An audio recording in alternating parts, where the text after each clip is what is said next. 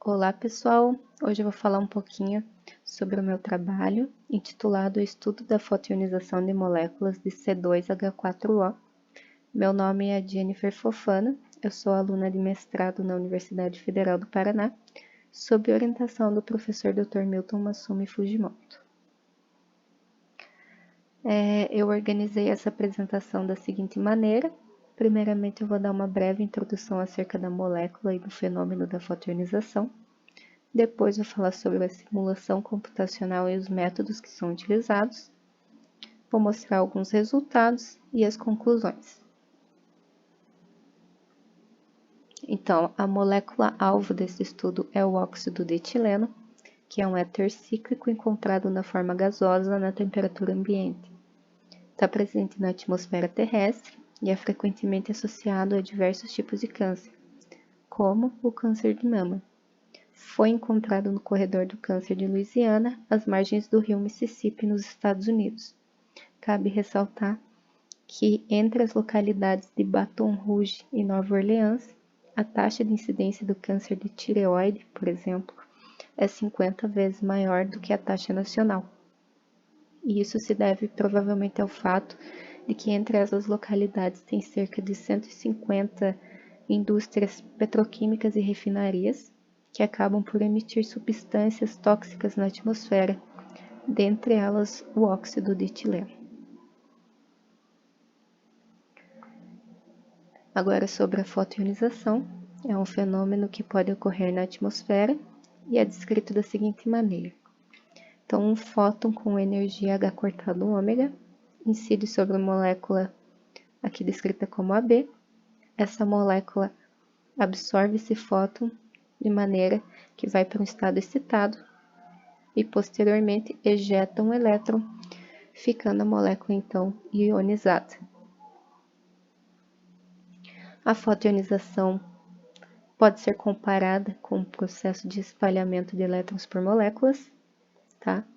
No caso do espalhamento, um elétron incide sobre uma molécula. Esse elétron é então capturado pela molécula, forma-se então um ânion temporário, de maneira que posteriormente o elétron é ejetado, não necessariamente o elétron incidente, e a molécula retorna ao seu estado neutro. Já na fotoionização, um fóton é absorvido pela molécula, né? Essa molécula vai para um estado excitado, posteriormente um elétron é ejetado, restando então a molécula ionizada. Em alguns cálculos de simulação, dentre eles o que nós utilizamos aqui, são feitos os cálculos de espalhamento de elétrons por moléculas, e o resultado, né, as funções de onda são adaptadas para o caso da fotoionização, que pode ser considerado um processo de meia colisão, já que o estado final consiste num elétron ejetado e uma molécula ionizada, enquanto no espalhamento se tem um elétron ejetado e uma molécula neutra. Então, nós utilizamos o pacote computacional EPOLISCAT, responsável pelo cálculo do espalhamento de elétrons por moléculas e das seções de choque de fotoionização. Ele utiliza alguns métodos aproximativos, como a aproximação de Born-Oppenheimer, o método de Hartree-Fock e o método variacional iterativo de Schwinger. Todos os cálculos são realizados na geometria da molécula neutra. Para a descrição do processo, são utilizadas apenas funções de onda do estado inicial, da molécula-alvo neutra, do íon molecular e do elétron do contínuo. O óxido de etileno pertence ao grupo pontual C2V, então ele tem uma boa simetria. São 4 simetrias possíveis. A simetria A1 é linear em Z, a 2 possui uma rotação em Z, a B1 possui uma rotação em Y, portanto é linear em X, enquanto a B2 possui uma rotação em X e, portanto, é linear em Y. Dessa forma, pode-se escrever a distribuição eletrônica da molécula, dessa forma, onde 3 orbitais são considerados core. Então, foram calculados as seções de choque de fotoionização para todos os 9 orbitais subsequentes, até o mais externo de simetria B2. Para a descrição do alvo, são utilizados aqueles métodos aproximativos que eu mencionei. O primeiro deles é a aproximação de Born-Oppenheimer, que consiste em considerar, né, os núcleos da molécula fixos. Então, dessa forma, o hamiltoniano molecular tem vários termos cancelados, de forma que resta apenas o hamiltoniano eletrônico. Essa é a equação do hamiltoniano eletrônico, onde o primeiro termo corresponde à energia cinética dos N elétrons presentes na molécula. Esse segundo termo tem a ver com a atração coulombiana entre elétrons e núcleos, tá? São M núcleos moleculares, N elétrons presentes na molécula. E o terceiro termo está relacionado à repulsão elétron-elétron. Então, o método de Hartree-Fock propõe uma solução variacional para esse problema eletrônico. A função de onda eletrônica é descrita por um determinante de Slater construído a partir de spin orbitais. Então, esse é o determinante de Slater, certo? Aqui é a função de onda eletrônica, ou na sua forma simplificada, aqui à direita.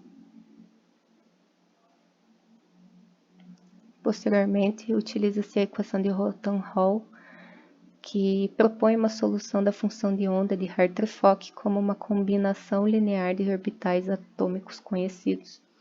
Então, aqui entram os conjuntos de base que você pode escolher quando vai rodar o Gaussian, por exemplo.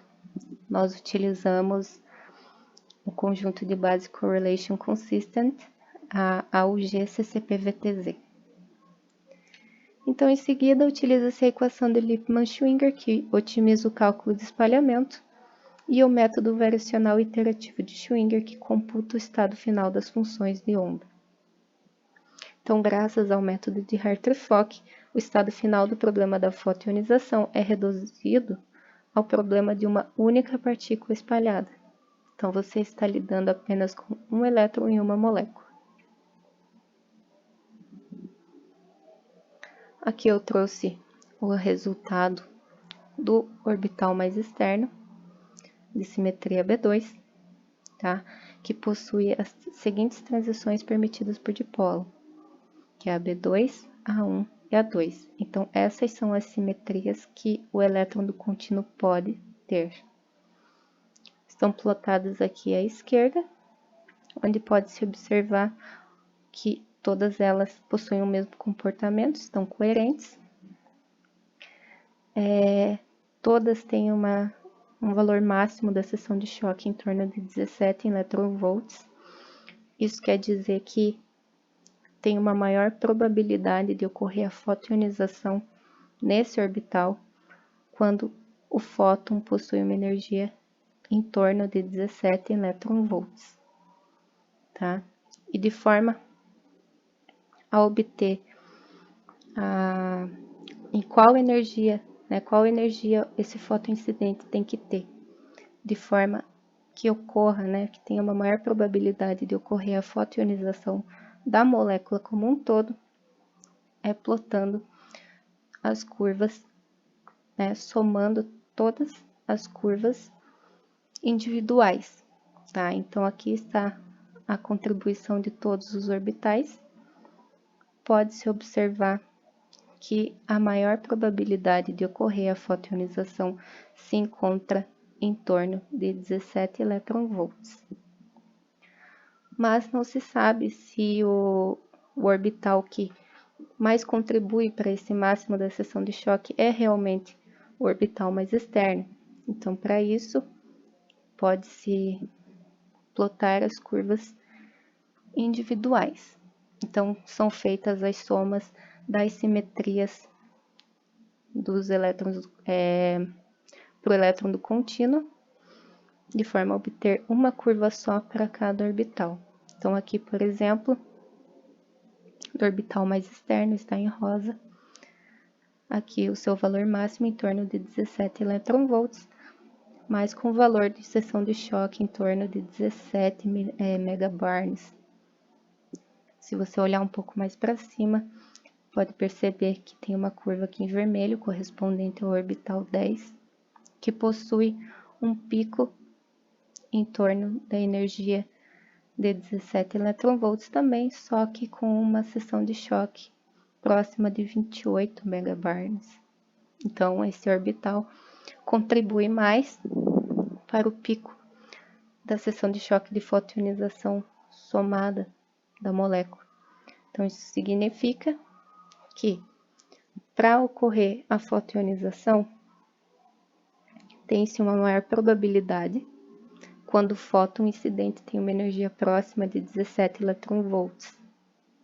E, se a fotoionização ocorrer, tem uma maior chance de ter arrancado um elétron desse orbital 10. É isso que esse conjunto de gráficos está nos dizendo. Então, concluindo aqui, o óxido de etileno é uma molécula presente na atmosfera e com potencial cancerígeno que pode sofrer fotoionização através da radiação eletromagnética. Foram calculadas as seções de choque para todos os orbitais, individualmente, exceto os 3 primeiros, que são core, do óxido de etileno até a energia de 40 eletronvolts para o fóton incidente. A seção de choque somada dos orbitais possui um valor máximo em torno de 95 megabarns, com energia próxima de 17 eletronvolts. O orbital A2, de simetria A2, que é o orbital 10, possui uma seção de choque igual a 28,4 megabarns, situada em 17,2 eletronvolts. Então, é o orbital que mais contribui para o máximo das seções de choque somadas. Gostaria de agradecer ao meu marido Luiz e meu filho Henrique por todo o apoio, ao professor Milton pela orientação e a Milena por toda a ajuda, a CAPES pela bolsa concedida, ao suporte computacional do CESUP da URGS, do LCPAD da UFPR. Aqui estão as referências utilizadas nesse trabalho. Muito obrigada.